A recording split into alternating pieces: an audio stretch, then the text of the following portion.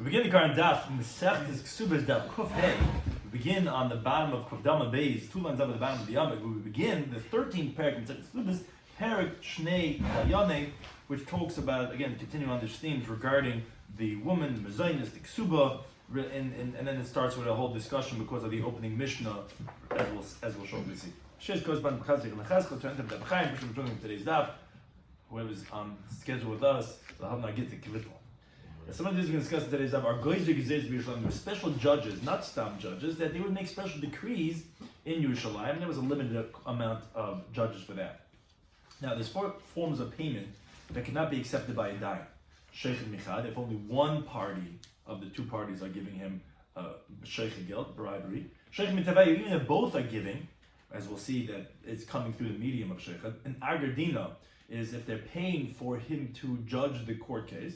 And if they're even paying enough for the court case, just because of that he's not doing other work, but if it's not obvious that he has other work, all these 4 types of payment from the litigants are problematic. The only one exception is called agar betel demuchacha. That's shari. Meaning if they're paying him, simply you have another job and you're not doing it, and we know that you have that other job, then you can take payment from the parties to go ahead and judge this court case. Now, shaytan is not only with money, shaytan is even dvar, even with favors, even with words, that also constitute shaytan, which would make it problematic for the judge. And dayin the shal she'ilta pasta lameis lamedindina, that even if the judge just borrows things from other people, if he doesn't lend them also, again, he's forbidden to be a judge because of the interest that is invested because of the favors that he's taking from other people. So we begin the new parak, 13th parak, bottom of Kaf Dalma Beis. Says the Mishnah, Shnei Dayan Gezeiros, which doesn't explain exactly what this means, but there were 2 judges of decrees, Hayu Yerushalayim or in Yerushalayim, and they were Admai and Chanan ben Abishal. Now, Chanan Omer Shnei Dvarim. He says 2 things. Now, he said more than 2 things, but like Rashi explains, he said 2 things that the Chachamim did not agree to him, as we're going to quote these teachings. And Admai Omer Shiva, he says 7 things that they disagreed with him. What were these teachings? So we start with teaching number 1. Which that's obviously relates to the theme of our previous parak of our Masechta. If someone goes overseas, the Ishli Tavas Mezainis, and his wife is claiming, he said, Ainley, my husband left, he's away for 6 months, and I need to feed the family. So Chan and Omer, this is teaching number 1 of the 2 teachings of Chan. As we continue with Kafayman out, he says, Tishava Besai. So what she's going to do is she's going to go ahead and swear at the end. Meaning, when they're going to ultimately hear that he died, and she's going to come to collect the ksuba, it's at that point that she has to swear that, I never had anything from the husband that he had given me, and that there was an addition of mezainis, meaning maybe he left her food, and she really got, now then she got from the courts to get from his estate to feed her all these months till we find out that he died. Then at the end she swears, no, I had nothing else. That was the mezainis that was getting fed. And because we're concerned that maybe he had actually given her mezainis and she was trying to double dip and get more than what she was allowed to, and then she really took off the credit of her ksuba. So she swears at the end, but at the time when she's coming to collect the mezainis, when her husband's overseas, she does not have to take an oath at that point to say, "He didn't leave me anything, and I just need food for the family." It's only at the end. Now, however, the sons of the Kohan Gedolim, they disagreed with him. But they said, no, Teshava B'tchila. At the time when they're giving her the mezainis, when she's claiming it, she has to swear that her husband didn't leave her any money to provide her, because maybe she's going to die before she comes to collect her ksuba, and it's going to come out that the courts gave her mezainis inappropriately, like Rashi says elsewhere. So therefore, they hold she has to swear at the time of the collection of mezainis, and that then when she comes to collect her ksuba. And Rabbi Shloimy Schwartzberg says yes, kedivreim. It appears like not like Chanan, rather like the Bnei Kan Gedolim. To which Rabbi Yochanan Zakkai says no, it's not true. Yafa Amachan Chanan said very well, like the Shabbat and the she only has to swear at the end when she comes to collect the suba, but before that, when she comes to get her mezainis, when her husband's overseas, she does not have to take an oath at that point. Now the Gemara opens up with a question. V'deminu, we open up with the word that we're Shnei Dayan Gezeiros. We learned in the Brayso Shloisha Dayan Gezeiros Hayu Yerushalayim, that there was 3 judges of robbery that there were in Yerushalayim. There was Adman ben Gadai, there was V'chanan HaMitzri, and V'chanan ben Abishalom.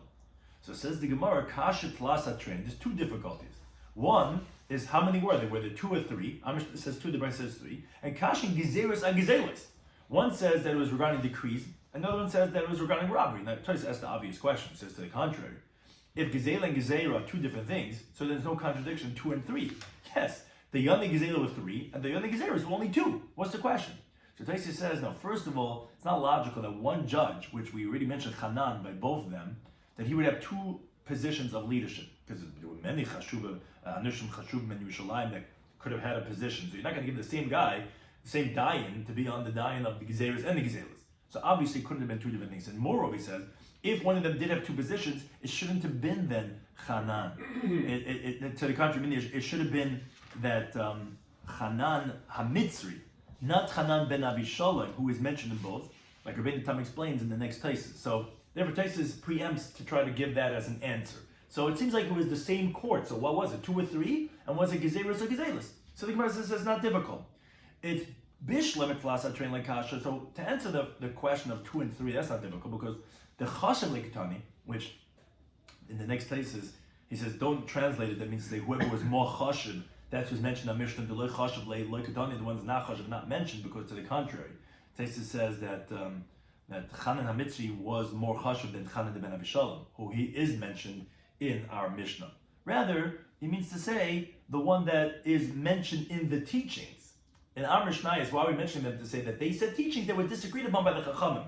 So it doesn't mean who's more Chashav, who's not. But be that as it may, that says the Gemara, that's not difficult. Because those who we wanted to mention, we're mentioning, but yeah, there was really 3.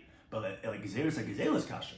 But what's difficult was it that they were a court of decrees, or they were a court of theft? So Rabbi Yitzchak, he says, no, it's not difficult. Shahayu Geizrin Gezeras, they made decrees, meaning they made penalties al Gezelas on robbery. So it's the same thing. It's Gezeras on Gezelas. And it was really 3, but we only mentioned on Mishnah 2 out of the 3 because we're mentioning their teaching that were disagreed upon by the Chacham Ketan, like learned in the Bryce and Baba Kama, regarding an animal that went into the domain of the victim and that animal damaged. So the Bryce tells us if Kitma Natiyah, if let's say the animal cut down a sapling of a tree. Now the question is, how much do you evaluate it as for the damages? So B'Yisimi says, again, Gezela doesn't mean specifically only Gezela. It means to say that some type of a hezek, of a mazik. So the decree, those who would make the decrees in Yerushalayim, they said, Netiya Bashanasa, if you have a sapling that's only a year old, Ishtei Kesef, is 2 silver ma. Bashtei Shalom, if it's in the 2nd year, is Arba Kesef, is 4 silver ma. So again, we answered the question. It was really 3. Amishal mentioned 2 because that's the one that we're considering. And what was it, Gezeras or Gezelas? It was Gezeras of Gezelas, as we see in this halach of the Brisa, that they made these decrees regarding the laws of Hesed. Why is that? Why did they value it more than its actual value? Where do you see there was more than actual value?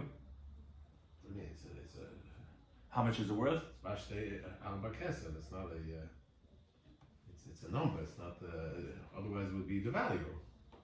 Oh, you mean why they give a set amount? How'd they come to that determination? Yeah, no. So Rashi said Gezeras is like knesses. I guess it's a knas because they came into the rishus of the nizik. They have to know exactly what the parameters were for this, where they get this special number from. But that was the gezerah, I guess, maybe to keep prevent people from having their animal go into the rishus and nizik. Now, but the Gemara has a contradiction from another brisa.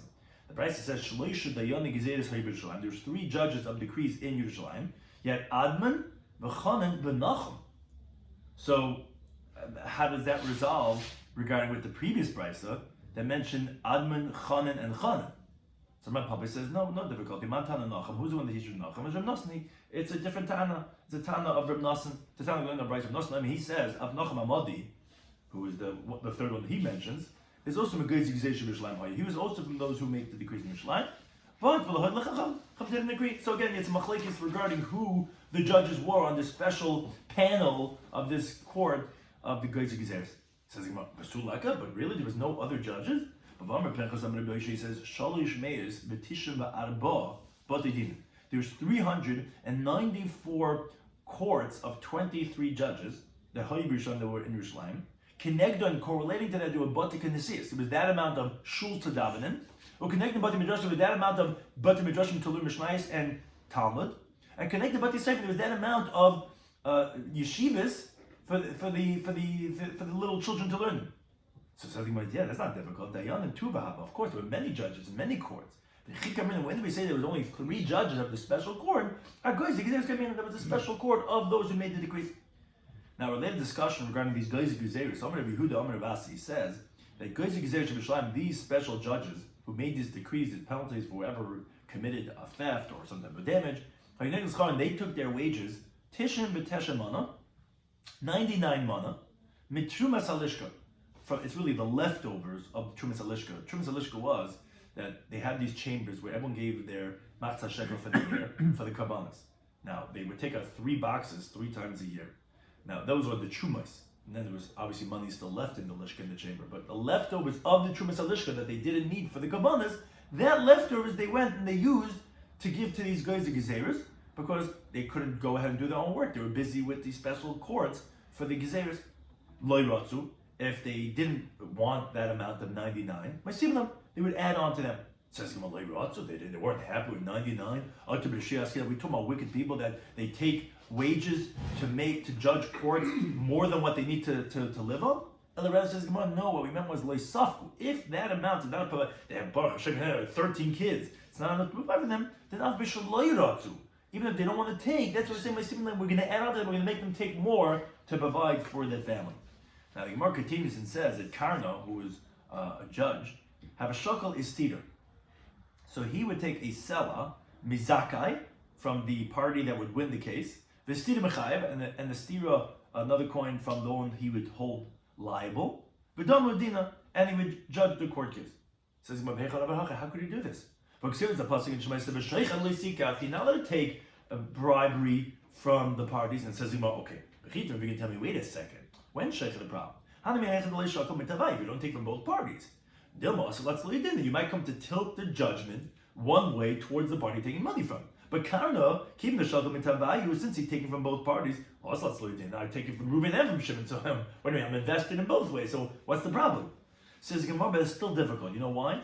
Because you think to say that if a person is taking sheikha money without tilting the court case, you think that's permitted? But the time you learn the Brayso says you shouldn't take bribery. What's it coming to teach us? What's the difference? What's the problem with that? Is because everything is coming to teach that you should not hold that you should not award to the liable party. You should not incriminate the innocent party. Because what he says in Devarim, but you not tilt the judgment. I don't need Sheicha to tell me you can't tilt. I already know that from Leisat Mishpat. Ella, rather, what's Sheicha? What's the prohibition of Sheicha? I feel Lazaka says Zakah. Ulachayv is a chayv. Even if you're going to still merit the meritorious party and you're going to incriminate the guilty party, still a meritorious tells you you not take bribery. So how does it help that you're taking from both and you're not going to do anything wrong? You're still taking money from the parties, from the litigants. You're not take. What is Sheicha? Sheicha is taking money from one party that even if you're going to do the right thing, because you're doing the wrong thing, I already know that from Leisat Mishpat. What do I need to tell you from taking monies? You're doing the right thing because of the money. You're supposed to do the right thing because it's the right thing. Here, what? I'm good. It's telling you that you now take Sheicha. For what? To do the wrong thing? I don't need that to tell you. I already know Leisat Mishpat to do the wrong thing. So obviously it's even if you're doing the right thing. So how else should he get paid? We'll see. We'll see, but you can't take from them. How are you going to take from them? You're taking from a litigant to Sheicha.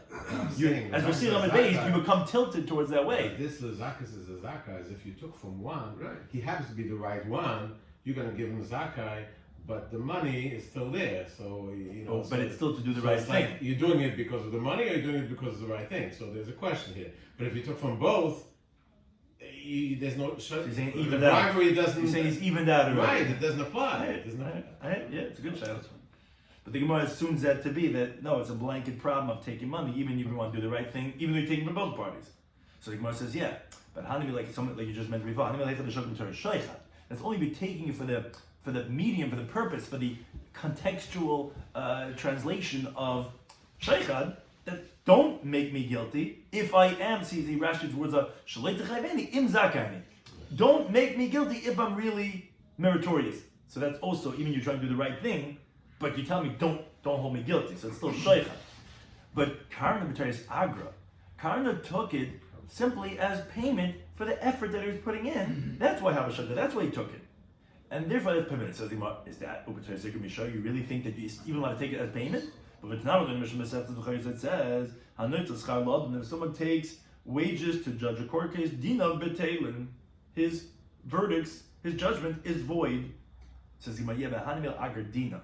That's specifically if he's going to take the payment for the judgment, like he says, I'm not going to tell you the verdict until you pay me this and this amount of money.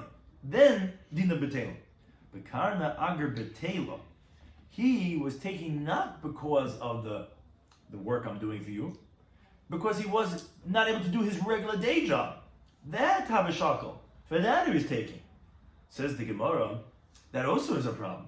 You really think you're allowed to take money for the fact that now you can't go do your job in textiles and because you're dying and that's what you're getting paid for? But for time in the Brisa, mechur hadayim, it's considered repulsive to judge. It takes wages to judge. And lo shadina did. But l'maisa, his verdict is a verdict, his judgment is a judgment. Says what's the case of this Brisa? Meaning, if you think to say he's taking wages for the verdict for the court case, Dina din, would his judgment be a judgment? But for down in the Brisa that we just mentioned before, and if someone's taking wages to do the court case, Dina betelin, it's void. So how can you tell me it's a din even with the evid? Obviously he's getting paid not for the court case, for the job that he can't be doing. And we see that judge is considered repulsive. So how could Karna have charged for even Agar Betela, and even that is considered Mechur? Says Gemara, yes, but Hanimili, when we say it's Mechur, it's Betelud Le Muchacha. If it's a job you're not doing, but it's not obvious that you had other work to do. So even though you had a job, but not everyone knows about it, that's still considered repulsive. But Karna Betelud Le Mucha Habashakal. He was taking, everyone knew he had a job to do, and he wasn't doing it, that is permitted. Because what he did is actually had a very good sense of smell. He would smell by the wine sellers which one is going to last and which one is going to get ruined and which one should you sell right away. And they would pay him for smelling the wine to tell him where it's holding. That wages he was able to have every single day, and everyone knew that. And therefore he was permitted to go ahead and charge Agar Betela de Muchacha, which is permitted. As the Gemara says, Kiha, as we find, that when it's a job that you're not doing that everyone knows about, that's permitted, as we find the Rav Huna. Was by Rav Huna, when they wanted to come for a din in front of him, so he said to them, look, I have no problem being the dain. Havali gavra the dalili. Bring me another person that will draw the water to water my fields, in place of me. And then I'll judge the court case for you. In other words, I'm allowed to judge if you'll pay me because now everyone knows that it's because of he's supposed to be watering his fields, and it will do a barter. That's permitted. That's called Agar Betela de Muchacha. Now the Gemara continues with some Agadic teachings regarding Shaytan. I'm going to vote.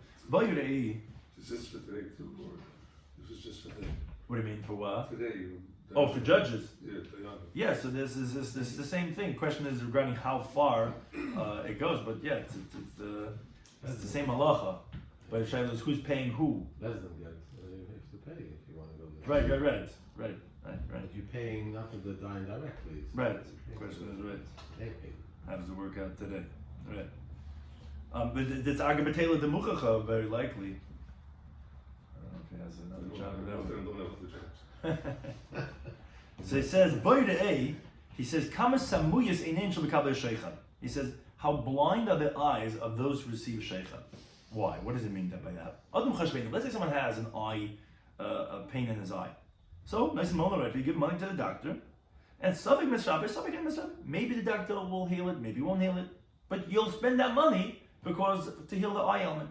And these judges, they take literally a small denomination of money, and it blinds their eyes. Like it says the pasuk in because the bribery blinds those who could see. So he's saying like how blind they are, how foolish can you be, how much money you would spend for your eyesight, and you're taking a little bit of money and blinding yourself. Pas says in the bottom, because the bribery blinds the eyes of the sages. Says the Brisa, all the more so to the fools. And besides the tzaddikim, it perverts the words of the righteous, all the more so for the wicked. So the Gemara wonders on the Brisa, midi tipshim rishon b'nei din. What do you mean? The judges are fools and wicked people? What are you talking about? These are not judges. So Elahachim rather says the Gemara like this: that the bribery will blind the eyes of the sages. Meaning, even if he's a great sage, but he takes bribery, he's not going to be passed away from this world without the blindness of the heart. and Bisal Dir Tzadikim, and it's going to also distort the words of the righteous, meaning, I feel it's Tzadik Gomer, even with a fully righteous person, he takes bribery, he's not going to lead this world without being distorted in his consciousness. So, like Rashi explains, what the Brisa meant to say was, all the more so it's going to blind his eyes when he's going to be a tippish at the end, and he's going to try to sit in the court case then. So it's told by the tzaddikim, it's told by the chachamim. But if you're going to take bribery, you're going to end up a tippish, you're going to end up a rasha. And then at the end is when your words are going to be perverted. That's what's saying Kal V'Chaim, all the more so later on. The Gemara tells us, Rabbi Dimi came, he said, that Dosh Rav Nachman HaKohen, Nachman HaKohen Darshan, Maidich said, what's the meaning of the pasuk in Mishlei? Melech b'mishpat yamet arz, the king with judgment will maintain the land. The ish teruma is here saying, but a man of gifts will destroy it. What does that mean? Why would a man of gifts destroy it? Says the Gemara, Im Domi Dain L'Melech, if the judge is compared to a king, meaning, Shein Tzarech L'Klum, he doesn't need anything, because the king is wealthy. He doesn't have to flatter or go ahead and try to find favor in other people's eyes. Then Yamin Eretz, then the land will be maintained. But the Daim L'Kohen, maybe similar to a Kohen, which is Shemechaz Al Garanas, which he has to go to the granaries, because that's how Kohen has no land. He has to get matonis from other people. Oh, then you're saying that then he's going to destroy it because he's going to have to flatter people and he's going to have to try to get in their good graces and he's going to pervert the judgment because of he relying on these people for the handouts. Moreover, it says the Gemara Rabbi Shloimy says, "Hay dayana the shal sheilta," regarding a judge that if he usually borrows from the people in the city, animals and vessels and all these different things, then he's invalid to be a dayan. But we only said this only if he doesn't have what to lend them. But he has what to lend them, then we're not concerned again. That's regular, happen. You're allowed to borrow and lend if you're going with neighbors. But if only borrowing, then they would be possible. So is that really so? But for Rabbi Rabbi borrowed things from the household of Bar Marion. Although they didn't borrow from Rabbi, and still he judged. Says the Gemara, the Hossam over there, why did he borrow from them? Not because he needed. That's only like Shavina who did buy. He just wanted to go ahead and make them considered chashuv when he's borrowing from them, and therefore that's what he borrowed. But it wasn't really because of that he was borrowing, and therefore it wasn't considered like a shaytan. Amar Rabbi says, my time of the shaytan, he says, what's the reason of shaychat? In other words, why did the Torah say it's forbidden to take? If you're doing it l'zakas as a zakai, if you're doing it for the right reasons, why can't you take money from the parties? Says the Gemara, the famous psychological principle. Once you're going to take bribery from the person, your consciousness is going to be very close to that person, and you're going to be like him. A very important principle in psychology. A person does not see his own guilt. Like Rashi says, a person's consciousness is not close to see the bad, to incriminate himself, even if he's trying to, as the Muslim movement would have you understand, even you're trying to do the right thing, you're not going to see your own guilty things. And therefore, if you take shaychad, you and him are one. As the Gemara says, my shaychad, the word shaychad is shehu chad. Shaychad, shehu chad, that he's one. The one who gives it, the one who receives it, they get like one heart, and therefore, that's the problem with shaychad. Now, the Gemara says similarly that Amar Papa, he says, lo yilidin inish dina. A person should not go ahead and be a judge, lamad derachamle, for someone that he likes very much, and not for someone that he hates very much, as the Gemara explains. The Rachim, like the one that you like very much, is Lechaz Lechab. You're not going to see any flaw, you're not going to see any guilt for him. The Sani, like the one that you hate, Lechaz Lechus, you're not going to see any merit. So again, you can't do it for someone that you extremely love or extremely hate. Similarly, the Gemara says, Omar Abaya, in a related vein, he says, Haitzud Merabban, regarding a Talmudic scholar, the Menachmen Lebnei Masad, that the people of his town, the Kehila loves the roof. Says the Gemara, Lab Mishum de Malik Fei. It's not because that they're great people. He's not giving enough musa. That's why they like him. If they like the roof, he's not doing a good job. It's just because he hasn't rebuked them regarding things of heaven. Now, Amar Rabba, and the Marsha I think adds on this piece, only if they're not, only if they're Amaratzim, and then that would be the Bechina. You could have a killer that loves the roof if the Ignorisa mentioned. Amar Rabba says, Meresh Havamin, says, in the beginning I said, Han b'nei Mechuzah, which was the town of Rava, where he was Ruv, where he was a Dayan, the people of Mechuzah, Kul Rachmeli. He was so happy, they all liked me.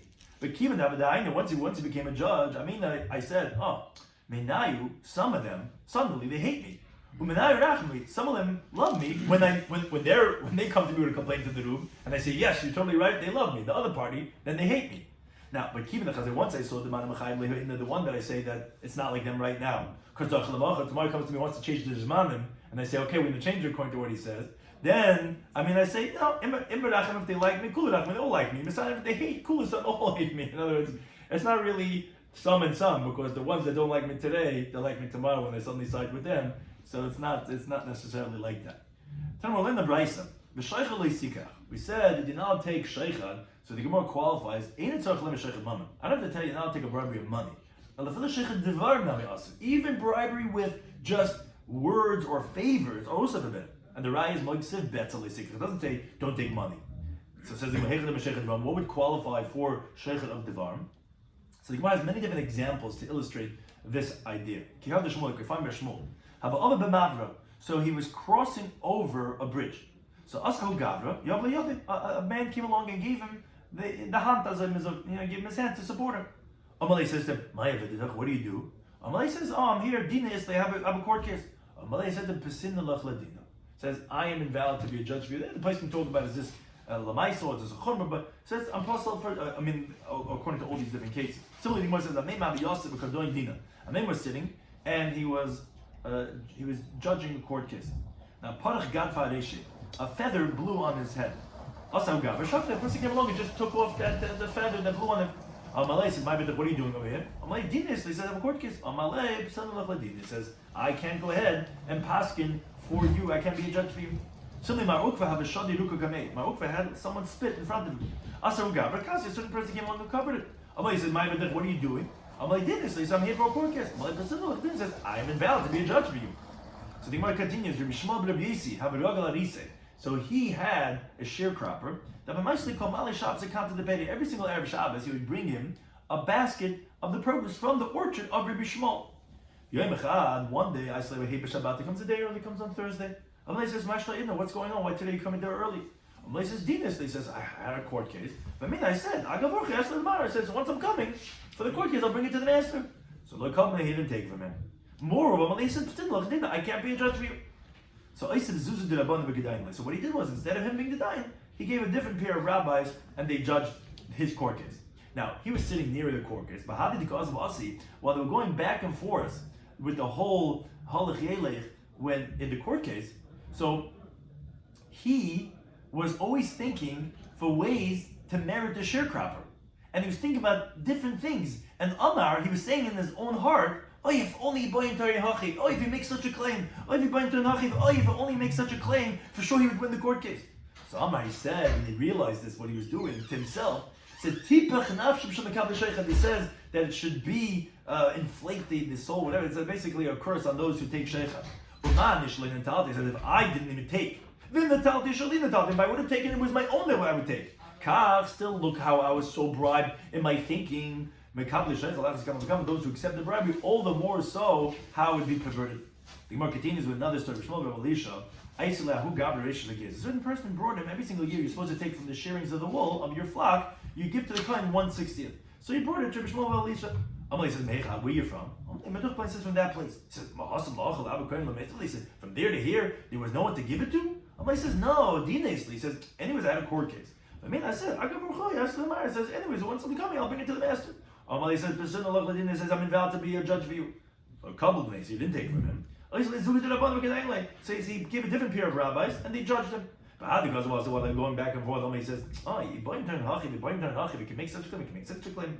Says, it says they should be cursed, those who accept Shaytan. If I didn't take Vim and Tati, and if I would take Shulim Tati, because I'm a coin, it's my matan to reach like A's. And still, look how it's so influenced. But those who accept Shaytan, all the more so. More, the Gemara continues, Rav Onan. I said, who Gabra Kanta the Gildoni de Begili. So there was this person that brought him a container of these small fish. Amalei says, what do you do? Amalei says, Dinasli, I'm here for a court case. So like, come on, he didn't take it from him. Amalei, he says, more percent of din, I can't be a judge for you. So Amalei, here the story's changed a little bit. He says, Dina de Malabina says, I don't need you to be the judge. Kabula lekabama, I want the master to accept this gift. I don't want the master to hold me back from sacrificing bikurim, bringing the first fruits. That's how we learn in the Brisa. Pasuk says in Malachim Beis, a man came from Baal Shalisha, but he brought to the man of God the breads of the first breads. Esrim lechem sa'irim, 20 breads of barley, v'karmel b'tzikloining, and the fresh kernels in its husks. Now the question is, this was being brought to Elisha. Why is he bringing the first fruits to Elisha? Is Elisha eating bikurim? Elisha was not a kohen. We find in Divrei Yamim that his yichus goes by his father and Shem God. And Lo Emelech Harav coming to teach you, as the Mesil Shem says all the way at the end of Mesil Sham, maybe during the Talmud Chacham, whoever brings a gift to a Talmudic scholar, Kil Makar Bikurim, it's as if he sacrificed bikurim. So he says, I want you to take it so I can be like Makar Bikurim. When the tzaddik eats, it's like mamash nesachim, it's mamash like the menachas. Amalei said to him, look, kabul lebin the kabul. The truth is I didn't want to accept the gift. But hashta amalei tam, and now that he told me the reason, we kabul not accept it from here. Now, Shai would come to Reb Nachman, but what happened was he wasn't going to be the judge because he was like, it's going to be like Shaytan. So he sent him to Reb Nachman. So Shalei said to him, let the master judge his person. No, me, Anan, I'm possible to judge his court case. Now, Amar, however, what happened was Reb Nachman said to himself, when the Shalei Hachim, the fact that Reb Anan said like this, obviously he's probably a relative, and therefore he can't go ahead and be his dayan. So Abakoyim Dina Diyasmi Kamei. Now, when Reb Nachman got this letter with this person, he was in the middle of judging court case of an orphan. Amar says, you continue to B'Kovav Manalav, Hayaseh. A regular judge to judge a court case is a pasuk commandment of Shvat Dem Tzedek. V'Hayaseh. Now, here's a mitzvah say, as the Gemara says, Aseh the Kavod Torah, this other mitzvah say of honoring the Torah, which is judging this person, is a pasuk commandment, it's Kavod Torah of Anan, who was sending him because it's his relative, is other is better than the mitzvah say of judging this Yosim. So Sokol Ladine Yasme, so he removed the judgment of the orphan. V'Achti Ladine, and he went and he brought this other person and he judged him. Now, but once the litigant, the other party of this person, saw the honor that he was doing to this person, because he thought this was like Ravan's relative, is Tatum Tanase. So that caused another problem, that now the other party couldn't say anything because he was feeling intimidated. So the Gemara finishes off by saying Rav Anan had Eliyah Nabi always came to him. He told him the order of Eliyahu's teachings. But once he did this, which was totally a mistake, the Rabbanim was just sending him, he didn't even mean for this. He just said that because he didn't want to take Shaytan. It's not like Eliyah Navi removed himself. Yasser b'tanisa b'yirachmes, Rav Anan sat and fasted, and he beseeched mercy. Eliyah Navi came. But Kiyas, when he came, he frightened him. And he made a box and he sat in front of him in the box. Until he finished his teachings, his orders. This we say what's called Seder Lo Rabba, which Rashi says is what he learned out of the box, and Seder Lo Zuta, which is what he learned in the box. Like Taisa says that since he stopped the teaching of Ravanan and therefore he made it into like two different orders, the first time is what he learned from the four portions. It's called Seder Lo Rabba, and the last one is called Seder Lo Zuta. This is what we know as the Elio, which is these teachings, El Rabba, El Zuta, which is those teachings because they split them into 4 and that 5th part. Thank you for any time for hosting us.